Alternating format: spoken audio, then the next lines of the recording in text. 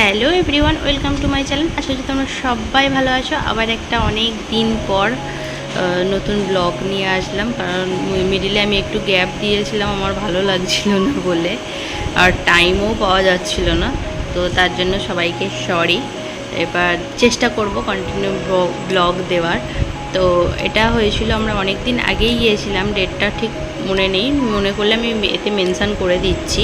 তো আমরা গিয়েছিলাম ইস্কনের মন্দিরে বড়দাতে। ওখানে জায়গাটা খুবই সুন্দর ছিল, আর এখানে ঢোকার সামনেই এরকম আছে। আর যেদিনকে আমরা গেছিলাম সেদিনকে খুব ফার্স্ট টাইম আমরা ওই বড়দা এতে গেছিলাম।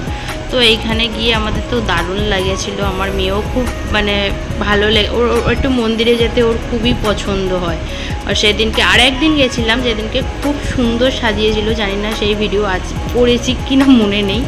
তো তারপর আমরা ওখান থেকে একটু পুরো মন্দিরটা ঘুরে দেখছিলাম, ভেতরে পেছনে কি আছে না আছে। তো ওখানে দেখলাম পেছনটা পুরোই গার্ডেন, বাগান, কলা গাছ আছে, আম গাছ আছে, সব রকমের গাছ আছে। তো চলো দেখতে থাকো আর সঙ্গে থাকো।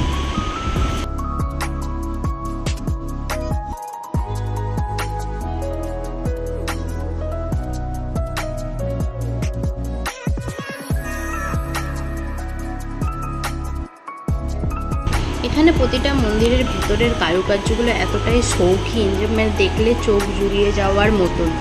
তো তারপর আমরা ওখান থেকে একটু বাইরের দিকে গিয়েছিলাম, কারণ তখন আরতি চালু হয়নি, আরতি চালুর সময় ছিল 7টা থেকে এরকম কিছু একটা। তো আমরা ওখানে গিয়ে একটু পেছনে গোশালা ছিল, গোশালাগুলো ঘুরেছি। এটা বাইরের গেটটা, তখনও কাজ চলছে, এখনও ডেভেলপ হচ্ছে আর কি। তো তারপর আমরা, এটা হচ্ছে ক্যান্টিন থেকে আমরা তখন সমস্যা নিতে গেছি, ওখান থেকে ঘুরে আসার পরে সমস্যা নিতে খুলে গেছে। এইভাবে গেট বন্ধ করে ওনারা গেট খুলে ঠাকুরের আরতি, আর আরতি করার যখন আরতি হয় না, চোখ জুড়িয়ে যাওয়ার মতন আরতি। আর ইস্কনের আরতি মানেই হচ্ছে চোখ জুড়িয়ে যাবে।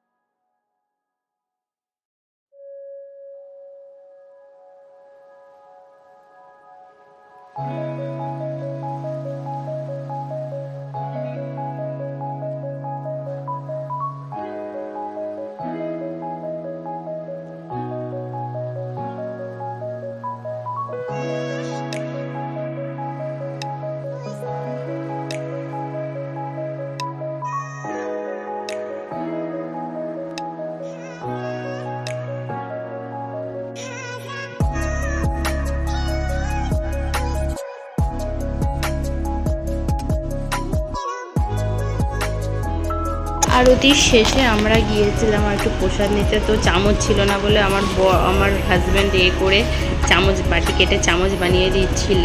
তো যদি এই ব্লগটা ভালো লেগে থাকে তাহলে লাইক, শেয়ার, সাবস্ক্রাইব, কমেন্ট করে দিও। আবার পরবর্তী ব্লগে খুব তাড়াতাড়ি দেখা হচ্ছে।